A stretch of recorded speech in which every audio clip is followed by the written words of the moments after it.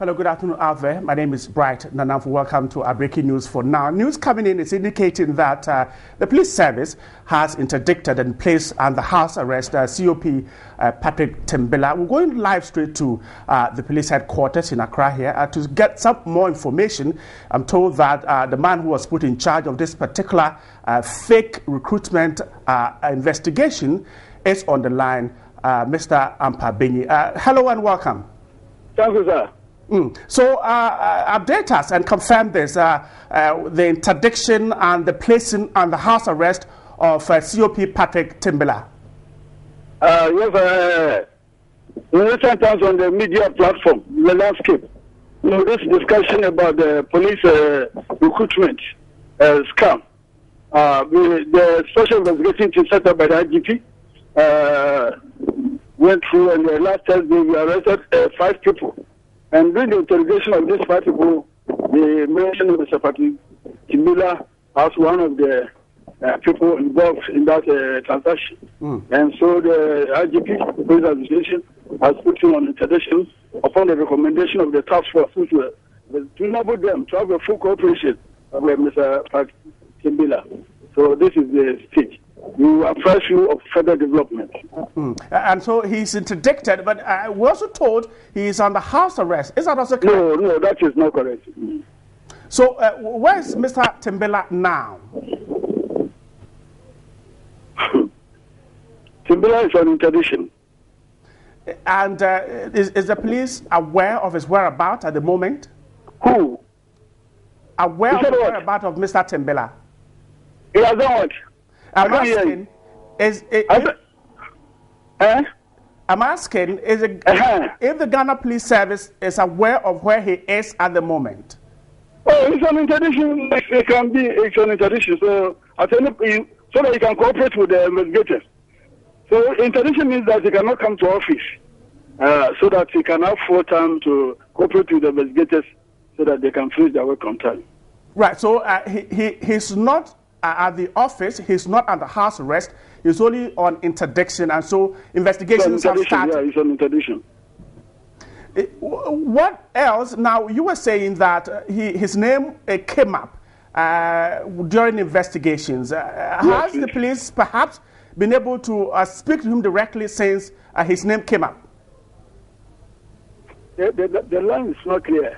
Well, we have difficulty there reaching the man in charge of that particular committee set up to investigate the fake recruitment. But we'll try as hard as we can to rework the line and see if we can speak to him again. But the news is that COP Patrick Timbillah, his name has come up in that investigations into the fake recruitment, and the police service has gone ahead to interdict him. The news that is untrue is that he is not under house arrest. The police has confirmed that Mr. Timbillah is not under house arrest. He's only been interdicted by the police service, but he's not under house arrest. That's according to the police service. And that investigations have already started, but he cannot come to anywhere near any police installation there. We'll get you more details about that. But if you remember Mr.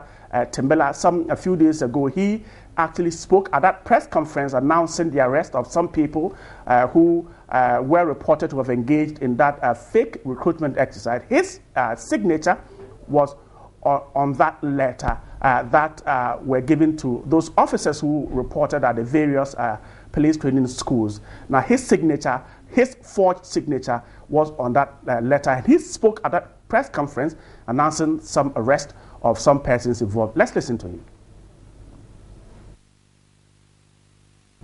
If you look at the enlistment letter they all have the same serial number. How can that happen? You are writing letters in a file, 1, 2 to letter 20, and all is one distance. Then how do you do reference number? We brought everything to bear, but still people fall victims. There's a meticulous way of ensuring that there's enlistment. Before they go there, the COs are aware that this number of people are coming. If you take such document, you don't cross-check and you report, we will no more see you as a victim, but as a suspect for carrying or possessing forged documents, then the onus lies on you to prove her. If you can't, then you are an accomplice who can push you with the law. In order to stop that ritual, so we want you to send a message now. Anybody who will be carrying that forge should cross-check. If he doesn't, I'm sure none of them. Right, so let's get some quick reactions. The breaking news is that COP Patrick Timbillah is being interdicted by the police service for his name having been mentioned in this fake recruitment exercise that hit the police service in the course of the week. Let's try to speak to Dr. Kwesi Enin of the Kofi Annan International Peacekeeping Training Center there. Dr. Enin, grateful to have you this afternoon, but this is indeed strange because COP Timbala is the one who made that announcement of the arrest, and yet his name is being mentioned in the whole thing. Well, I've lost Dr. Enin. We'll try and work the lines again. Dr. Enin, if you are there, can you hear me? Yeah, I can hear you. Grateful to have you this afternoon. The first thing I want to find out is that COP Timbala was there at the press conference, and he even threatened that any officer whose name is mentioned will face the law. Now, his name has been mentioned. For me, it is indeed strange. Well, I mean, it's a very dramatic twist to the developing story. For those of us who know the police service and have collaborated with Mr. Timbillah, of course, we are hoping that as the forensic investigations and the interrogations go on and further investigations go on, that we will very quickly bring closure to this. But be that as it may, I think the police service as a whole must be asking itself some really very difficult questions, because I suspect that this has been a very difficult decision for the police service to take. But I'm really hoping that for those of us who have worked with Mr. Timbillah before, that people have just mentioned his name, and then he can come back to occupy the very important position that he occupies and continues to contribute to creating peace and stability in this country. There are several issues with the police service. The fact that a recent survey even said that it is the most corrupt institution in the country, and several other surveys have said it. Does those surveys then lend credence to the kind of findings, and from what we have seen, does it lend credence to the kind of findings that we hear and see in these surveys? Well, I mean, there are several findings since the 1980s, all the way to the Afrobarometer of last year, that consistently paints a rather damning picture of the Ghana Police Service. But let me say this with respect to falsification of documents. In 1986, falsification of documents from within the police service had become such a problem that Mr. Tibiru was commissioned to establish an inquiry about the levels of falsification perpetrated by the police service itself. And Tibiru's recommendations were very clear. That within the service, there were people who could falsify documents to such an extent that you couldn't differentiate the falsified document from the original document.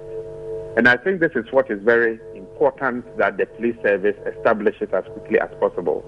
First is the ink that was even used for the embossment of the police symbol, the same quality of ink that the police service uses, is the signature, photocopied or, sort of falsified by a professional person, to make it seem as if it's coming from the original. So there are quite a number of questions that the police service will have to help us to answer as very quickly as possible, because truly, this is now moving from a criminal case increasingly to a national security related case, which is being embellished by the earlier perceptions that people have about the service. So this is quite a critical period for the Ghana Police Service. Mr. Timbillah is under investigations for now. Can this, or how does this affect the perception of people about the Ghana Police Service? Well, I think it just, even before a formal judgment has been passed on him, and as I'm saying, I really do hope that it doesn't have to come to that and that he will be exonerated very quickly.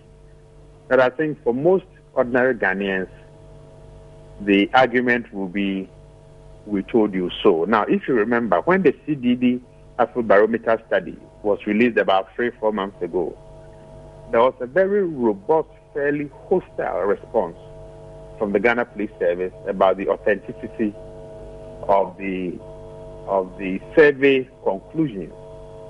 And now, the last 2 weeks have basically just gone to embellish or to prove that the conclusions of the CDD Afrobarometer survey were correct. If we cast a mind back, there were some concerns when this very investigation started about the fact that several big officers, let me put it that way, were involved, but the police is only interested in picking the junior officers. Would you say that perhaps those concerns might have pushed the police into acting this way?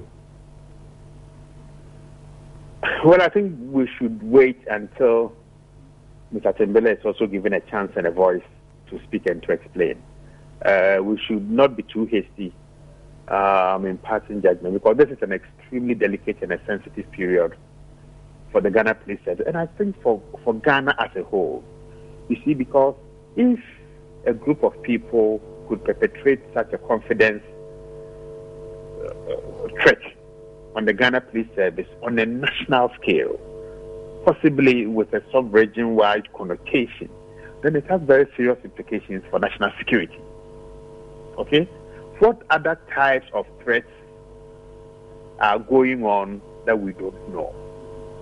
So I will plead for caution as we discuss this case, and particularly knowing the senior officer involved and his professionalism and credibility, temper our desire for commentary so that the investigations will go on, and certainly Patrick Timbillah is given a chance and a voice to explain himself.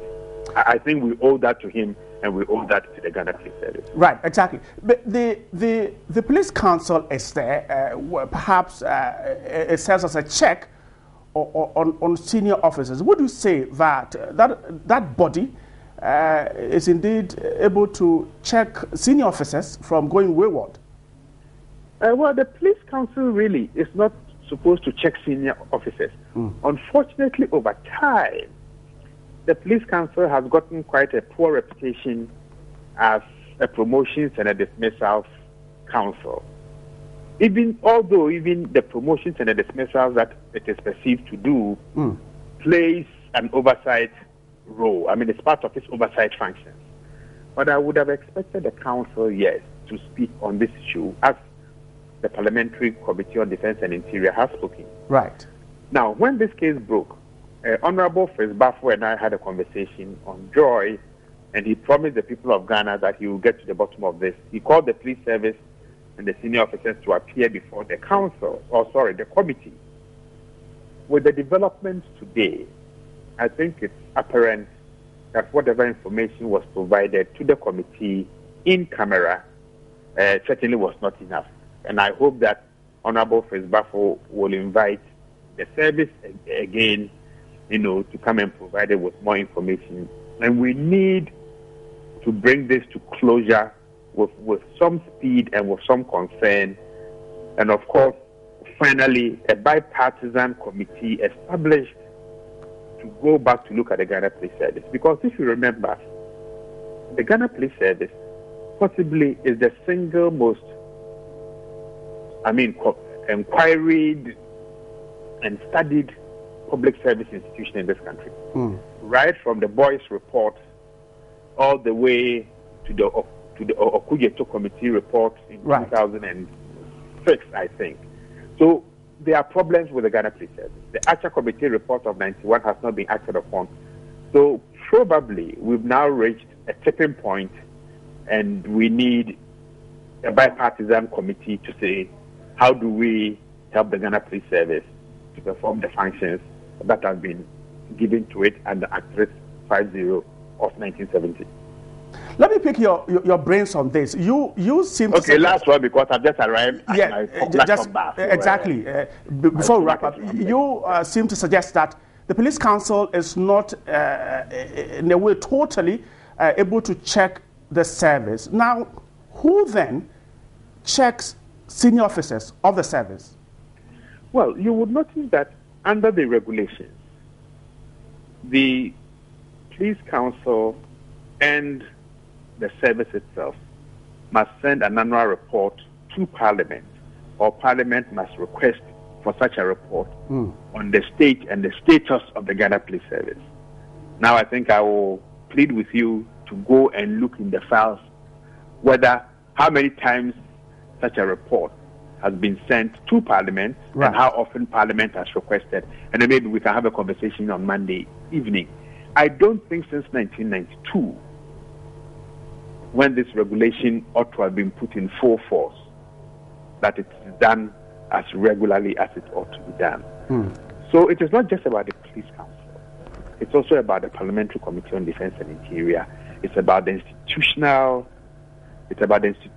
culture of the Ghana Police Service. So this is not something that we should play with lightly, because it deals with a frontline security institution mandated by law to protect lives and property.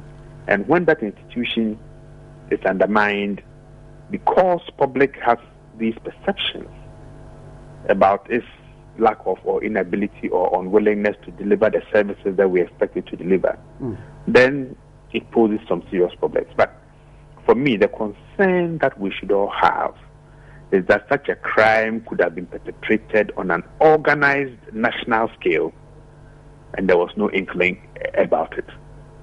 What does that mean for our levels of preparedness, information gathering, triangulation, and reporting mechanisms?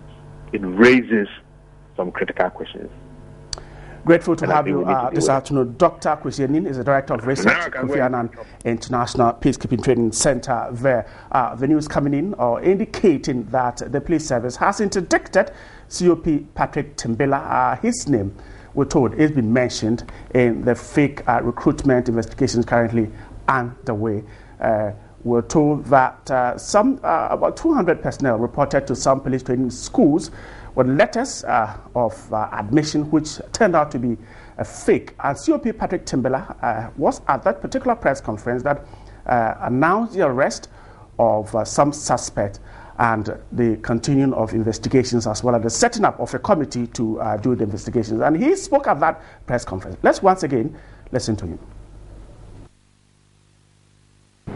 If you look at the enlistment letter they all have the same serial number. How can that happen? You are writing letters in a file, 1, 2 to letter 20, and all is one distance. Then how do you do reference number? We brought everything to bear, but still people fall victims. There's a meticulous way of ensuring that there's enlistment. Before they go there, the CEOs are aware that this number of people are coming. If you take such document, you don't cross-check and you report, we will no more see you as a victim, but as a suspect for carrying or possessing forged documents. Then the onus lies on you to prove fair. If you can't, then you are an accomplice who can push you with the law. In order to stop that ritual,